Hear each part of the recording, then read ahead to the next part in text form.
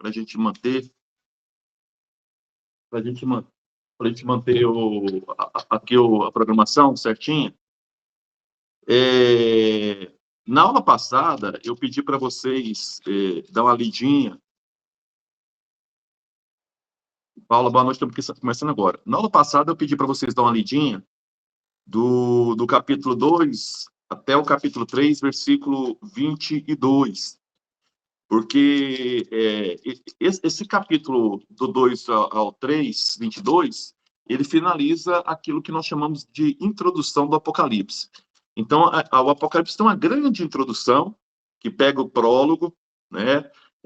Depois a visão inicial, que eu falei para vocês que é uma grande celebração, que o João está participando, e depois, então, prólogo, visão inicial, e depois a carta às 7 comunidades da Ásia. Vamos aqui, antes de falar das cartas, né? Hoje eu quero trabalhar 2 delas, porque depois a gente consegue ler as outras tranquilamente. Primeiro, é importante entender que a Ásia que nós estamos falando hoje é a atual Turquia. A atual Turquia. Era chamada aí de Ásia Menor.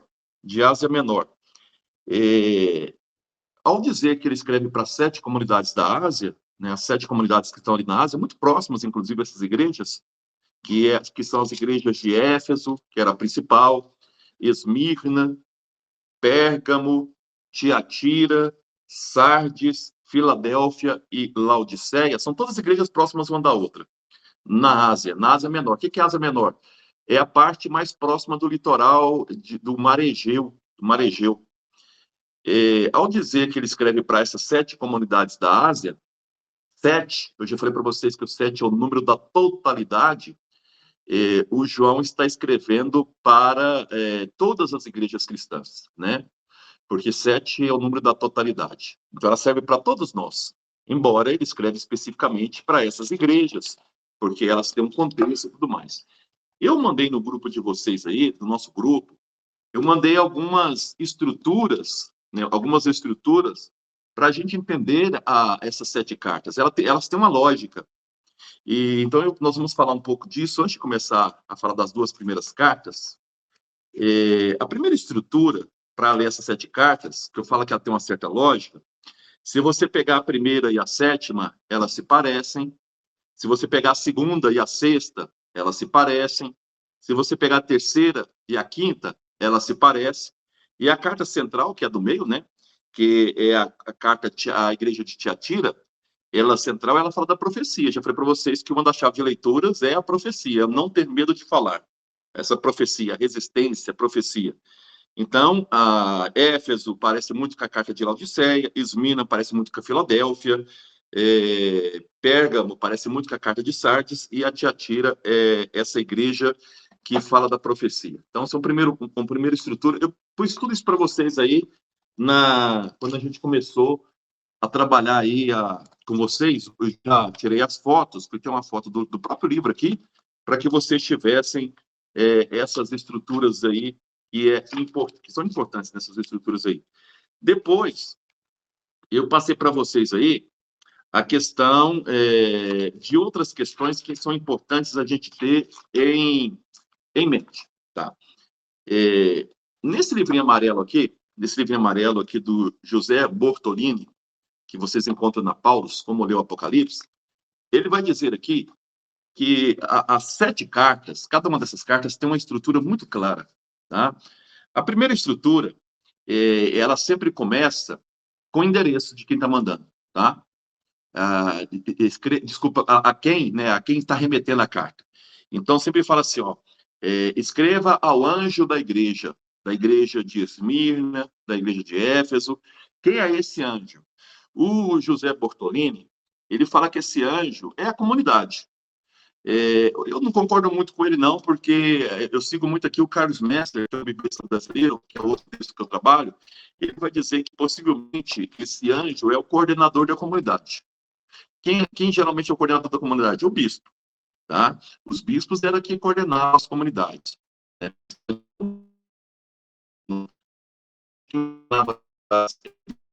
Então, quando ele fala ao anjo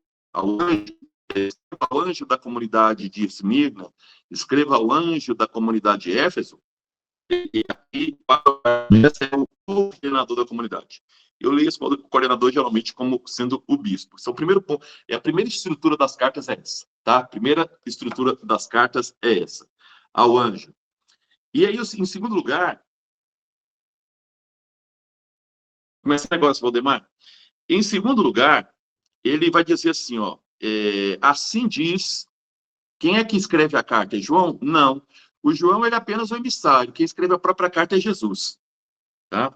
E assim diz, vai nos lembrar muito os textos do Antigo Testamento, oráculo do Senhor. Assim diz Deus. Então, é o próprio Deus que está mandando a mensagem. Então, quem manda a mensagem? Deus. E aqui, especificamente, Deus na pessoa de Jesus. Sempre é Jesus que vai falar com a comunidade. E aí, nas 7 cartas, Jesus sempre vai aparecer com um nome específico nessas 7 cartas. Na carta que eu vou trabalhar com vocês hoje, por exemplo, a carta de Éfeso, Jesus, ele se apresenta como sendo aquele que segura 7 estrelas e candelabros. Na carta a Esmirna, isso eu já mandei para vocês, tá lá no negócio lá no grupo. Na carta de Esmirna, Jesus vai se apresentar como o primeiro e último, aquele que morreu e voltou a viver. Na terceira carta, a carta de Pérgamo, Jesus vai se apresentar como sendo aquele que tem a espada afiada de 2 gumes. Juiz, tá? Quando a espada afiada de 2 gumes, juiz. Na quarta carta, Tiatira, Jesus vai apresentar como aquele que tem olhos de fogo e pés de bronze. Na quinta carta, de novo, todos esses títulos já mandei para vocês, está no grupo lá, tá? Na carta de Sardes, ele vai se apresentar como aquele que tem os 7 espíritos e as 7 estrelas, Jesus, tá? Na sexta carta, a carta a Filadélfia, ele vai se apresentar como aquele que tem a chave de Deus, de Davi, para abrir e fechar. E na sétima carta, a Laodiceia, ele vai se apresentar como a testemunha fiel e verdadeira, o princípio da criação. Aí a pergunta é, por que ele se apresenta com títulos diferentes, Jesus?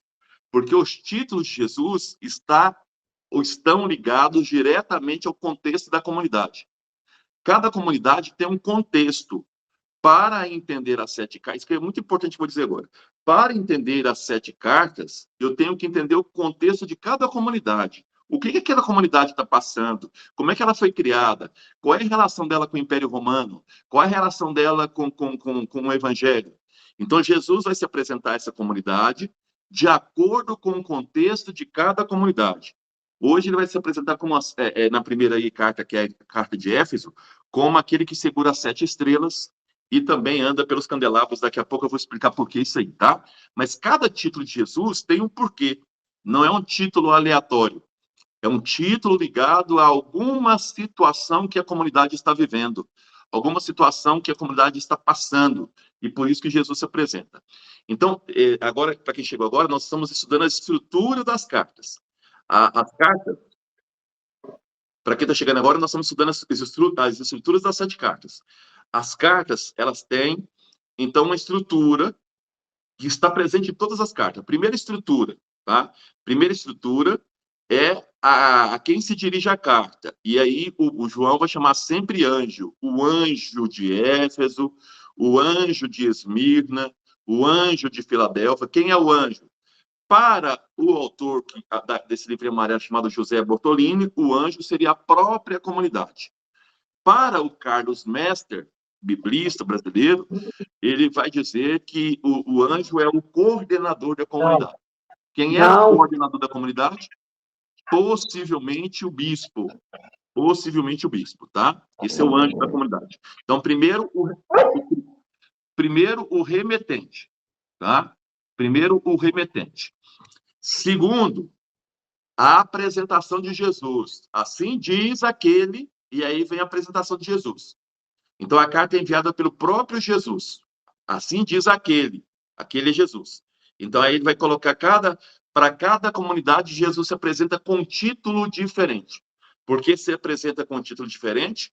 Porque Jesus se apresenta de acordo com o contexto da comunidade, por aquilo que a comunidade está passando. Então, Jesus se apresenta com 7 títulos diferentes, de acordo com cada comunidade. Essa é a segunda estrutura. Terceira estrutura, ele vai, então, apresentar que ele, Jesus, conhece a comunidade. Então, ele apresenta os pontos positivos, se tiverem, e os pontos negativos, se tiverem. Esse é o terceiro ponto. Ele vai dizer, conheço, tá? E aí vai dizer, conheço, que é o conteúdo das cartas. Eu conheço quem vocês são. Eu conheço os aspectos positivos de vocês. Eu conheço os aspectos negativos de vocês. Conheço tudo, tá? Então, o terceiro ponto é o conteúdo. Os aspectos positivos da comunidade e os aspectos negativos da comunidade. Esse é o terceiro ponto.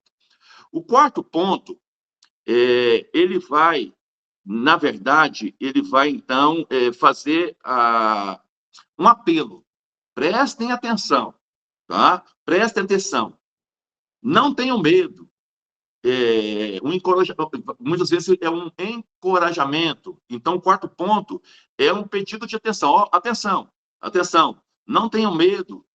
Tá? Então, ele faz um apelo geral para todas as comunidades. Esse é o quarto, tá? Ou quem tem ouvidos para ouvir, que ouçam. É um chamado de atenção. E, muitas vezes, esse chamado de atenção é um apelo à conversão da comunidade. Pode ser um apelo à conversão da comunidade. Como nós vamos ver hoje em Éfeso, tá? Esse quarto ponto, muitas vezes, é esse apelo à conversão da comunidade. E o quinto ponto, ele vai fazer a promessa para aquelas comunidades que são fiéis. Então, o quinto ponto é a promessa. É a promessa. Então, aqueles que são fiéis, eu prometo isso. Então, para cada comunidade também a promessa é diferente, tá? Então, vamos aqui fazer a memória. Como é que é a estrutura das cartas?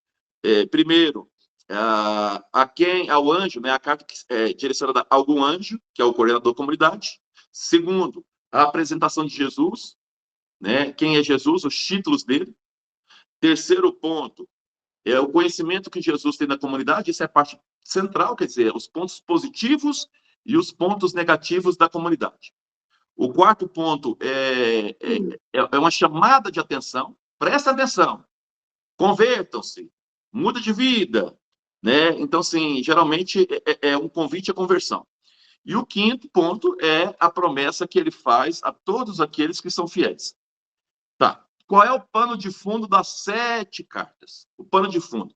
O pano de fundo, já falando para vocês aqui várias vezes, é que a região da Ásia é uma região muito importante para o Império Romano, porque ali, vamos dizer assim, a Ásia, que é a Turquia atual, é a porta de entrada para toda a Ásia. Essas comunidades, ali próximas da Ásia Menor, então, ali é uma região de navios, de comércio, de riquezas, muito grande, né? Essa cidade é a cidade do antigo, por exemplo, Alexandre Magno, né? As cidades, muitas delas foram fundadas por Alexandre Magno, o imperador da Macedônia. Então, é uma região rica, importante para o comércio. Cidades populosas, a gente acredita, por exemplo, que Éfeso, inclusive, chegava a 600 mil habitantes, né, com os escravos. E ali tem um culto muito forte ao imperador, e aos deuses romanos, mas principalmente ao imperador. Então, essas cidades são muito fiéis ao imperador. E aqueles que não eram fiéis ao imperador, que não rezavam pelo imperador, qual que era o destino deles? A morte, a perseguição. Então, aqui nós temos, de um lado, nós temos as comunidades cristãs, fiéis a Jesus, ou tentando ser fiéis a Jesus, e do outro lado, deixa eu fechar aqui o microfone que está aberto aqui, só um pouquinho. Tá. E do outro lado, nós temos, então, aí o culto ao imperador, que era muito comum, pessoal. Não era coisa absurda. Todo mundo fazia esse culto ao imperador. E principalmente na época do Domiciano se declarava Deus, né? O Senhor. Lembra que eu falei para vocês? O Senhor. Então, ele se comparava a uma divindade. Então, existia esse culto ao imperador. E as cidades rezavam pelo imperador, tinha, inclusive, templos ao imperador. Outras comunidades, outras cidades, faziam aí. Nós temos isso nas cartas do Paulo. O Paulo escreveu muito nessa região da Turquia, tá? O Paulo de Tarso, ele escreveu muito nessa região da Turquia, dessa carta do João, não tá o João. E tinha muito assim, a carne imolada aos ídolos. Então, ou você era fiel ao cristianismo, ou você era fiel a esses deuses, ao imperador. e os que não eram, eram perseguidos. Esse é o contexto de fundo das comunidades. O Domiciano, ele começa uma perseguição aos judeus, aos cristãos, aos filósofos. Já falei para vocês que os filósofos também foram perseguidos, porque não aceita esse culto ao imperador, porque não aceita esse culto aos deuses. Os próprios filósofos começam a questionar esse culto aos deuses. Então, os cristãos, os judeus, embora os judeus tivessem mais liberdade, era reconhecido pelo Império Romano, e os cristãos ainda não. Então, aqueles que não adoravam o imperador como Deus, que não faziam os cultos, né, devido aos cultos imperiais, vamos dizer assim, ou as divindades, eram perseguidas e até mortas. Vamos dizer, esse é o contexto de fundo das comunidades que estão sofrendo aí perseguição. Das 7 vai ser isso, tá? Então, principalmente o culto aí ao imperador. Beleza, então vamos começar pela carta de Éfeso. A carta de Éfeso, porque Éfeso era a principal cidade que existia na Ásia Menor. Eu quero falar bastante de Éfeso para vocês entenderem o título que Jesus se dá quando escreve para essa comunidade, tá? Vamos começar assim.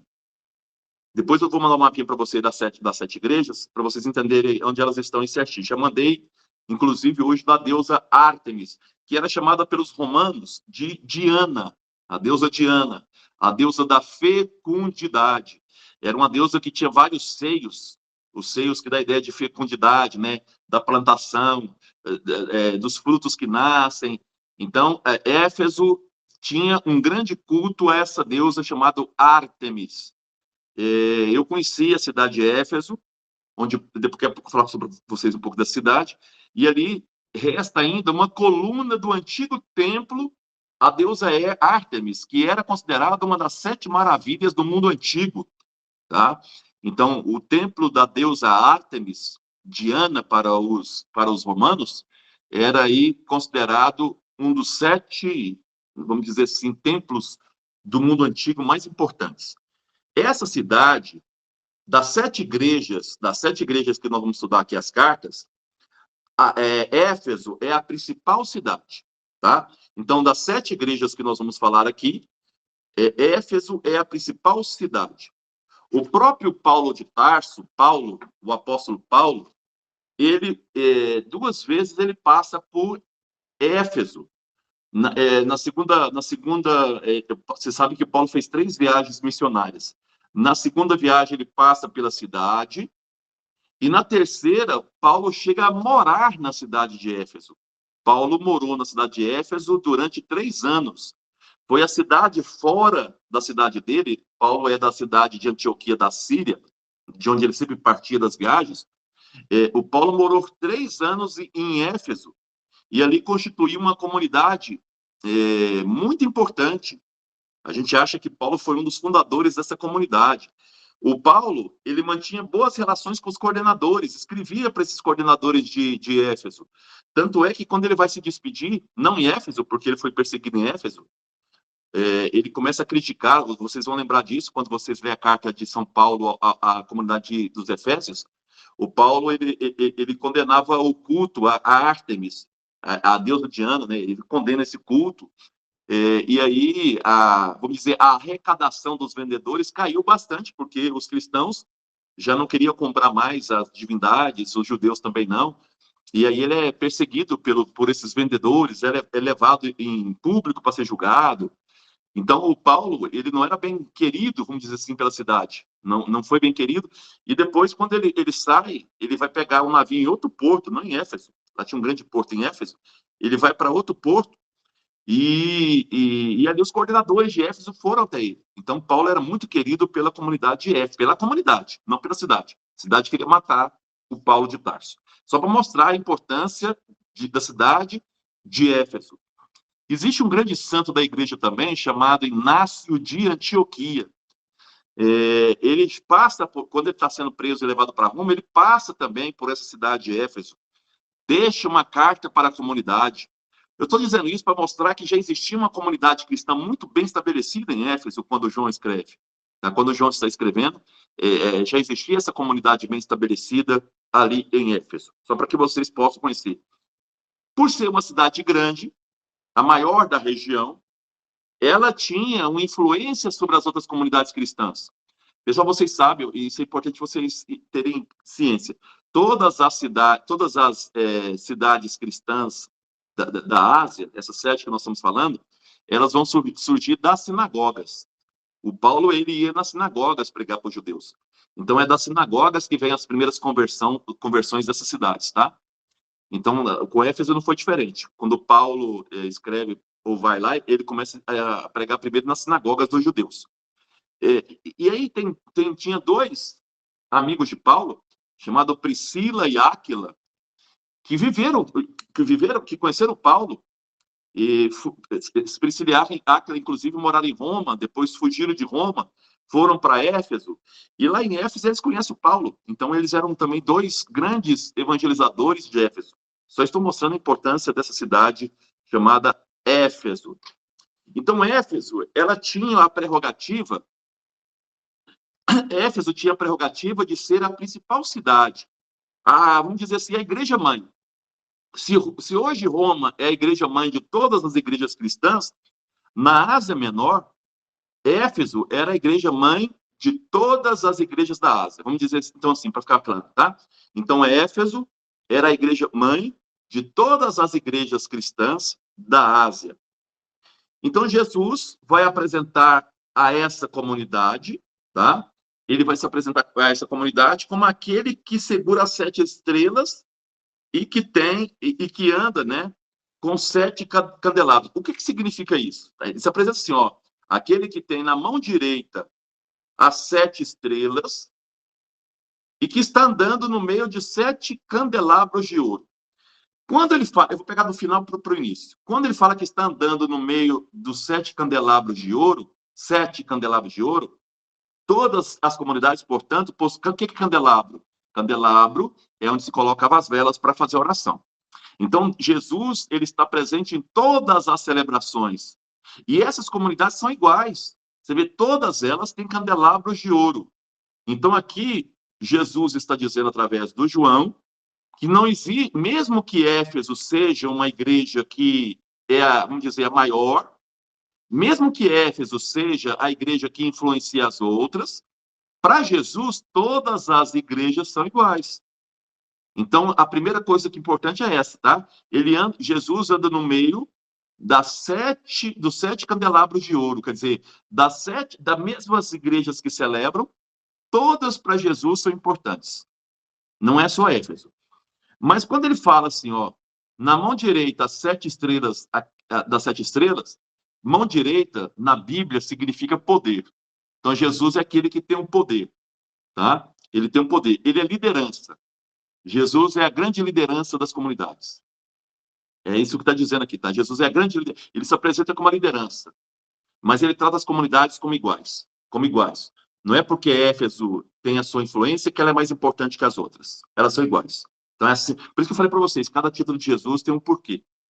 Tá? Ele quer mostrar para a comunidade de Éfeso que, embora ela seja importante, que embora ela influencie as outras, para ele, Jesus, todas são iguais.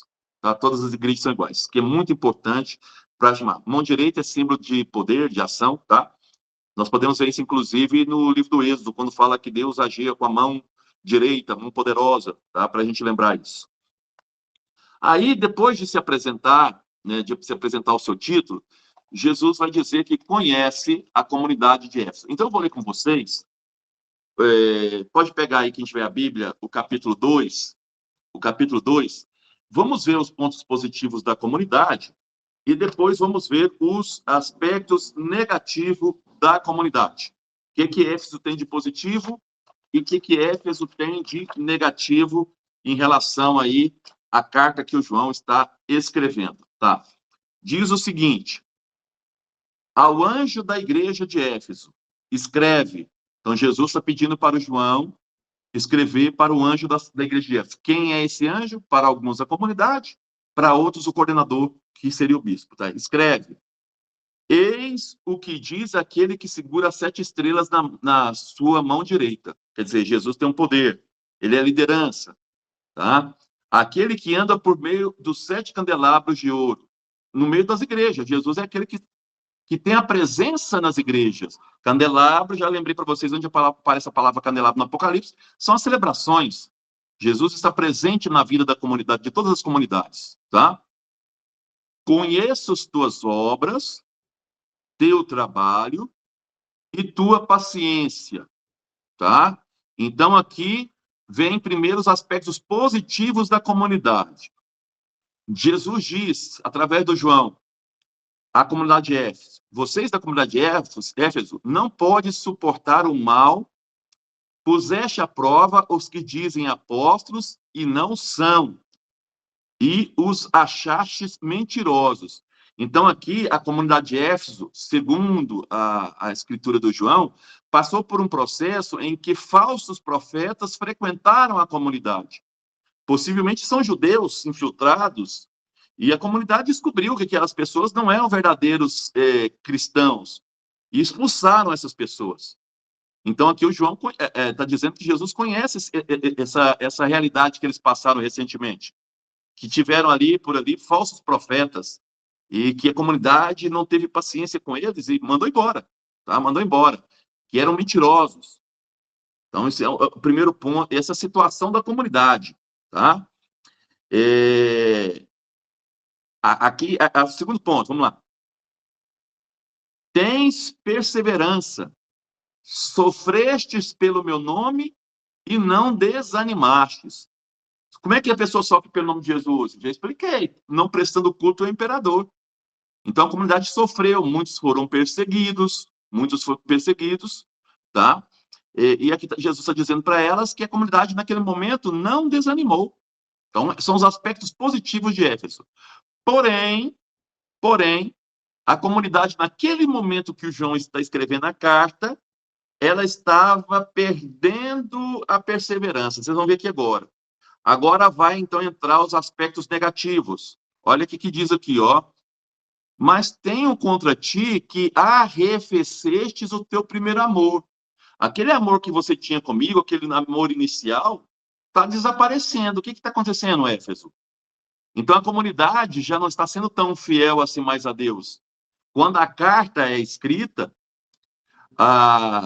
o escritor, que nós estamos chamando aqui de João, ele estava dizendo que num passado próximo, você, Éfeso, comunidade, era fiel, enfrentou perseguição, não desanimou, mas agora alguma coisa mudou. É como aquele amor de adolescência.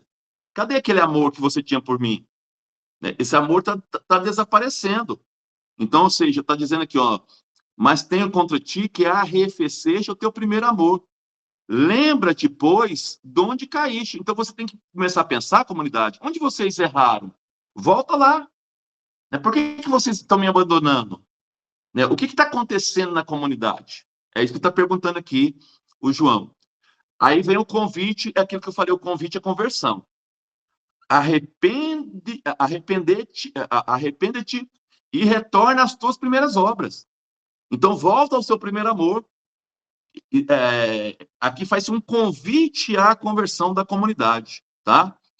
E se você não converter? Aí diz Jesus, se não virei a ti e removerei o teu candelabro do seu lugar, caso não te arrependas. Jesus está dizendo, caso você não se arrependa, você não será mais a igreja mãe. Você já não terá mais importância. Você já não será mais minha seguidora. Você já não vai mais existir como comunidade cristã. Então, se você não voltar àquele primeiro amor, à fidelidade a mim, Jesus Cristo, você não será mais minha comunidade. Você não será mais comunidade cristã. Você já não será mais a igreja mãe dessa região. Eu vou tirar o seu candelabro. Quer que tirar o candelabro? Vai acabar as celebrações. Eu não estarei mais presente no seu meio. Está dizendo Jesus, tá? E aí vem sempre aquela ameaça, né, também profética. Quem tiver ouvidos, ouça o que o Espírito diz à igreja. Quem escreve, já falei para vocês, sempre é o Espírito de Deus, né? As igrejas. Tá? E aqueles que forem fiéis? Aí vem as promessas que eu falei, que é o quinto ponto.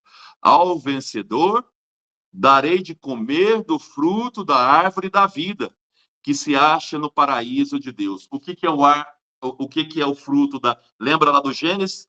Que o Adão e a Eva foram expulsos do paraíso? Então, aqui Jesus está prometendo, aqueles que forem fiéis vão comer o fruto da árvore da vida. O que é a árvore da vida? Ressurreição.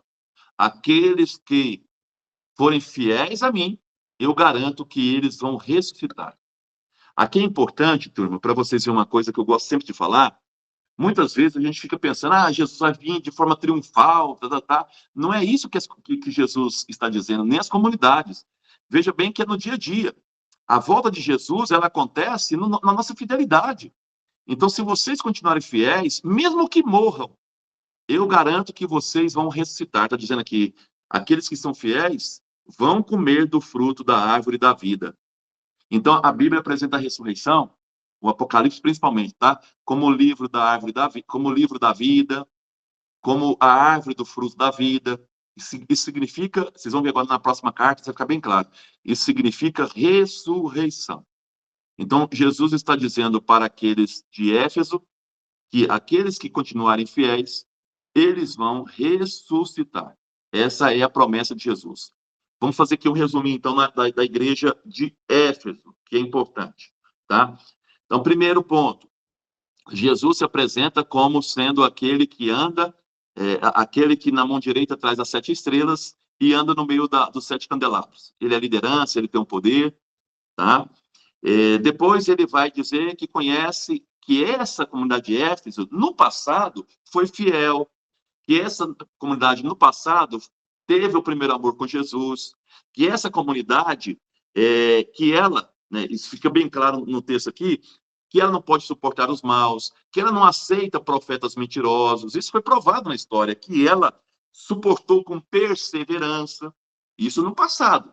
Mas quando a carta foi escrita, a comunidade estava o quê? Enfraquecida, desanimada, perdeu o encanto com Jesus, perdeu esse amor por Jesus. Possivelmente muitos já estavam prestando culto ao imperador para não morrer. Então aí Jesus convida a comunidade a voltar ao primeiro amor. Convida a comunidade de Éfeso a se converter. E se não se converter, o que vai acontecer com ela? Vai perder o posto de igreja-mãe. Vai perder o posto de seguidora de Jesus. Ele vai tirar o candelabro dessa comunidade. Mas aqueles que converterem, aqueles que continuarem fiéis, esses sim vão, então, comer do fruto, né, da árvore da vida. Eles vão, então, ressuscitar. Tá? Então, essa é a primeira carta, a carta à igreja de Éfeso, que era a principal igreja naquele momento. Agora nós vamos trabalhar aí com vocês a situação de uma igreja também muito importante, que foi a igreja que é a segunda igreja, depois de Éfeso, vai ser a igreja de Esmirna. Mas antes de falar da igreja de Esmirna, eu quero falar uma coisa para vocês importante. Eu até também tirei a foto e mandei para vocês aí lerem. Cada comunidade, elas têm características interessantes e pessoas que influenciam a comunidade.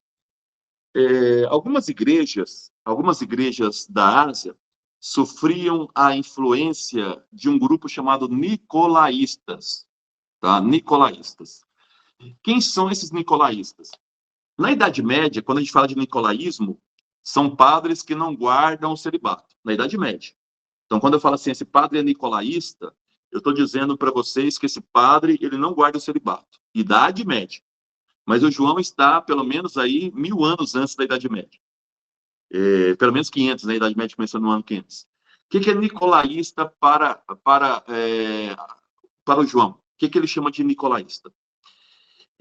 Possivelmente, esses nicolaístas eram aqueles cristãos que a gente hoje chamaria de cristãos light. Cristãos que querem agradar todo mundo. Cristãos que querem agradar o evangelho, por um lado, mas querem servir o imperador por outro. Cristãos, então, que prestavam culto a Jesus Cristo, mas também prestavam culto ao imperador. E esses são os nicolaístas. E os nicolaístas, eles sofreram muita influência de um movimento no século I chamado de gnosticismo.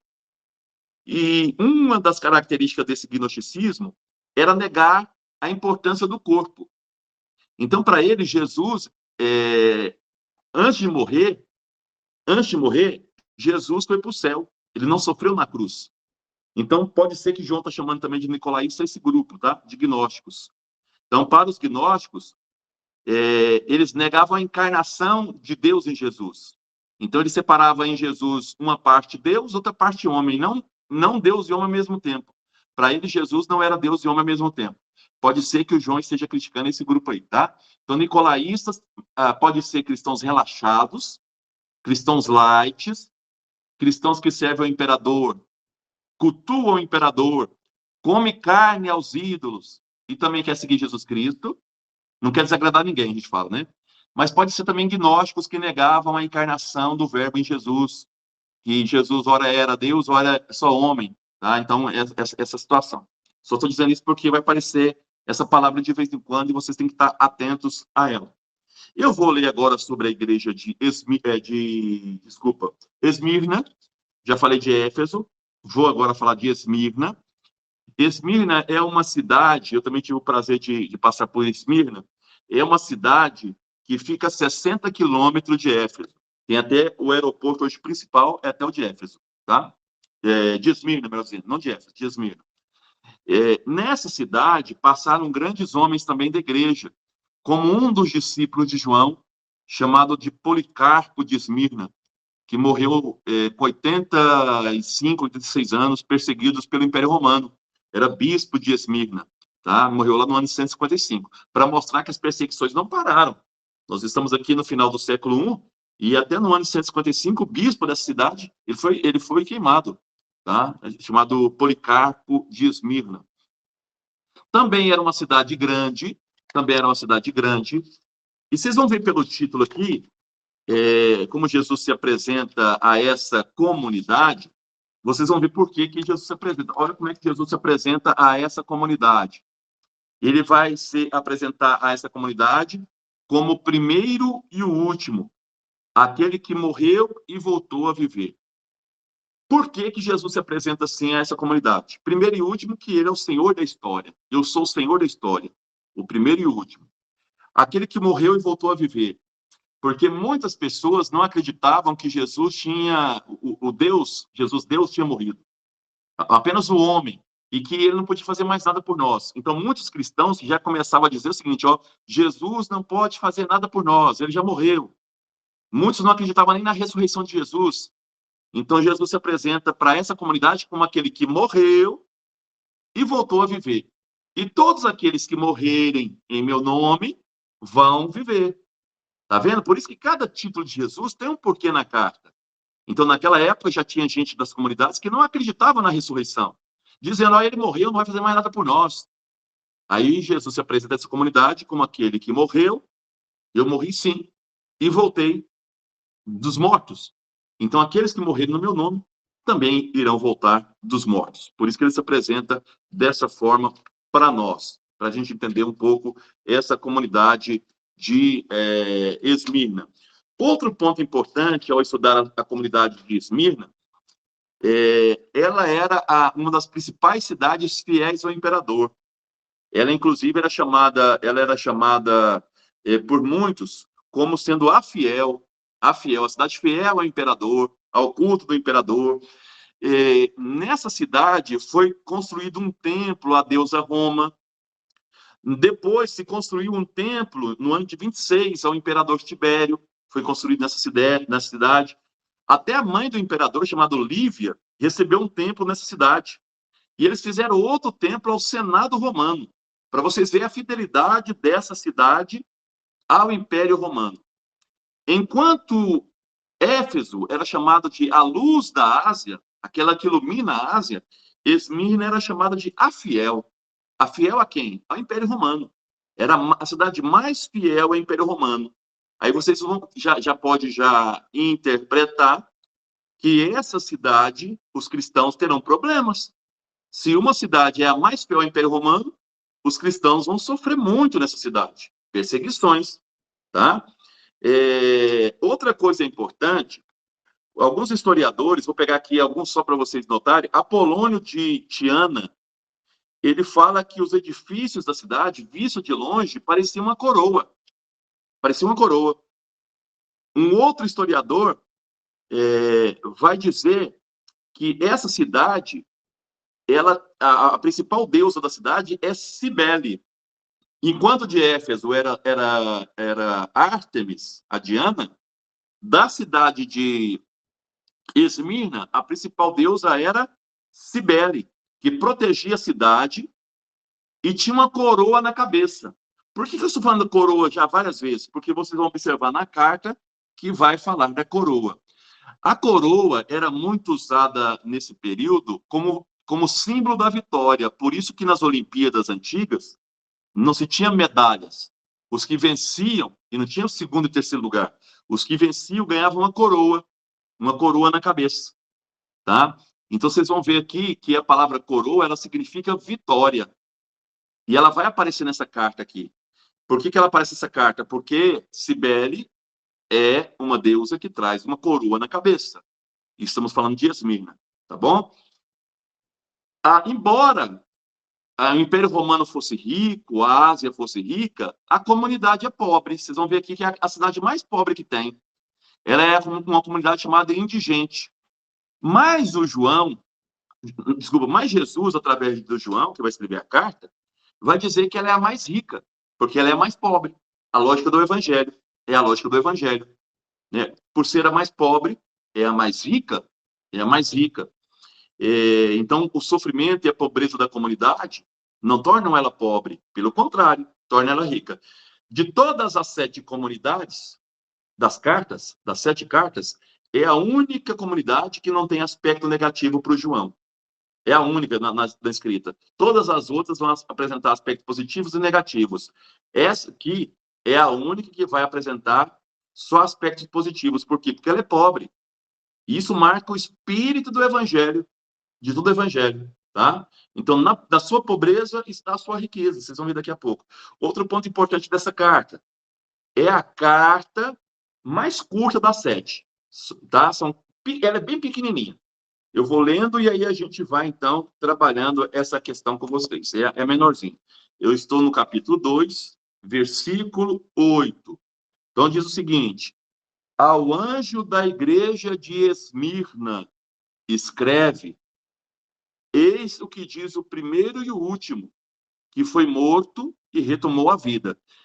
Jesus, ele se identifica como o primeiro e o último, quer dizer, eu sou o Senhor da história. E eu sim morri e voltei à vida. É aquilo que eu falei para vocês contra os nicolaístas, tá bom? Eu, Jesus, conheço a tua angústia e tua pobreza. Eu sei do seu sofrimento. Qual é a comunidade pobre? A vida das pessoas pobres é uma vida de angústia. O que vamos comer? O que nós, né? Sempre aquela angústia. Então Jesus fala: eu conheço a sua angústia, conheço a tua pobreza, ainda que sejas rico. Porque a lógica do evangelho é essa. Na pobreza nos fazemos ricos. E também as difamações daqueles que se dizem judeus e não são. São apenas uma sinagoga de Satanás. Então, muitos judeus começaram a... Lembra que eu falei para vocês que as primeiras comunidades ela vêm do mundo judaico? O que é sinagoga? Sinagoga é uma assembleia. Satanás aqui não é no sentido de demônio que a gente está falando. Satanás aqui é adversário. Então, o que o João está dizendo, eu sei que tem muitos judeus que são adversários da comunidade. Por isso que eles chamam de Assembleia de Satanás, quer dizer, Sinagoga de Satanás, Assembleia de Adversários. Eu sei que os judeus incomodam vocês, porque nós temos aqui na comunidade de Esmirna também judeus cristãos e judeus que não são cristãos. Esses judeus que não são cristãos ficam amolando a comunidade, né? Então, dizendo, nós somos os verdadeiros seguidores de Deus, nós que somos fiéis. O João está chamando esses judeus de a sinagoga do Satanás, né? Quer dizer, vocês acham que são os fiéis, vocês acham que são os preferidos de Deus, não são, né? Não são. Vocês são a sinagoga de Satanás. Então, tem uma briga nessa comunidade entre judeus cristãos, né? E judeus não cristãos. Não temas ante o que hás de sofrer. Aqui o João vai usar o livro de Daniel. Vocês vão ver, o Daniel, ele fala que para todos nós passamos por provas diante de Deus. Deus não castiga, mas permite o sofrimento. E aí ele vai usar o número 10. 10 é isso, sofrimento rápido. Todos nós vamos sofrer rapidamente. Não é que Deus castiga, Deus permite o sofrimento para que a gente se volte a Ele. Então, observa aqui, ó. Não temas ante o que vai de sofrer. Por esses dias, o demônio vai lançar alguns de vós na prisão, para pôr-vos à prova. Então, ou seja, o João está dizendo que a comunidade, ele sabe que a comunidade, pela fidelidade dela a Jesus, alguns vão para a prisão. João sabe disso, né? Era a realidade das comunidades. Só que não vai ser um sofrimento longo. Olha o que João fala. Tereis tribulações durante 10 dias. Isso que vem do livro de Daniel. Ele está usando o Daniel. Daniel fala que as provações rápidas são 10 dias. É simbólico, tá? Para dizer que vai ser uma provação rápida. Durante 10 dias. Mas seja fiel, ser fiel até a morte. Não tenha medo de morrer por meu nome. Não tenha medo. E eu te darei a coroa da vida. Lembra da coroa? Aqui entra a coroa. Coroa da vida. Então não tenha medo de morrer em meu nome. Eu vou te dar a coroa da vitória. O que é a coroa da vitória? A ressurreição. Olha que interessante. No livro de Éfeso, Jesus promete a comer do livro da árvore da vida, ressurreição. E agora ele promete a coroa da vida, ressurreição. Então, todos aqueles que são perseguidos, seja na comunidade de Éfeso, seja na comunidade de Esmirna, e que morrerem, Jesus garante que essas pessoas ressuscitarão. Quem tiver ouvidos, ouça o que o Espírito diz às igrejas. De novo, o Espírito sempre termina assim. O vencedor não sofrerá dano algum da segunda morte. O que é a segunda morte? A segunda morte é justamente vamos dizer, a perdição eterna, a morte eterna, aquela que nos leva para o inferno. Então, aqueles que morrerem em meu nome não vão para o inferno, mas vão gozar da vida eterna. É isso que está dizendo aqui, porque a morte física é a primeira morte, a morte física. A segunda morte é a morte para a danação eterna, né? Quer dizer, para o inferno, distante de Jesus. Então, aqueles que são fiéis não vão sofrer essa segunda morte, né? Mas vão ressuscitar. Isso que está garantindo o João. Hoje eu trabalhei com vocês 2 igrejas, depois eu vou trabalhar no contexto das outras. Pessoal, quando a gente lê, quando a gente vai pegando, não é difícil.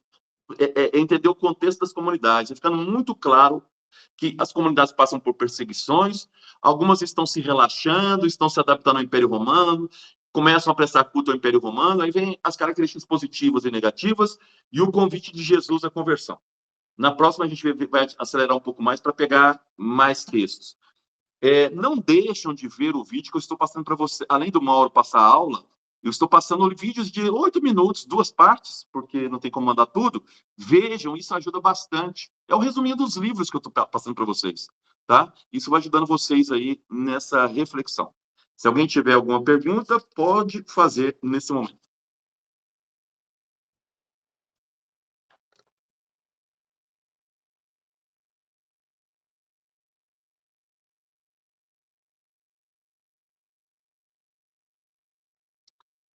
Posto assim, então a gente se encontra no próximo encontro, semana que vem. Depois vou repor aquela aula para vocês, tá? Não vou repor agora, porque eu tenho que ir para Roma terminar aquele estudo. Aí, chegando, a gente vai repor aquela aula da semana passada. E importante, não deixam de ver os vídeos, tá? Isso é muito importante. Os que já fizeram pagamento do curso, obrigado. Os que não fizeram, depois me chamam no privado. E aí a gente passa para vocês lá o Pix, tá bom? Fiquem com Deus. Boa noite a todo mundo. Boa noite.